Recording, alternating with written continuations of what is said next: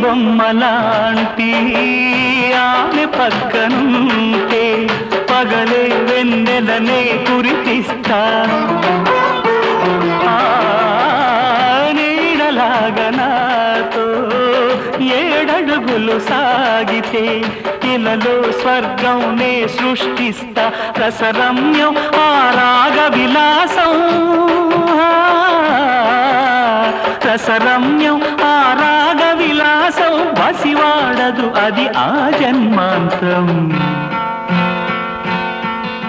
అందమైన నా ఊహల మేడకు ఆవిడమణి దీపం అంది అందని నాశలకు ఆమె ప్రతిరూపం ఆ తలపే నా ధ్యానం ఆ అభినవ దేవత నా ప్రాణం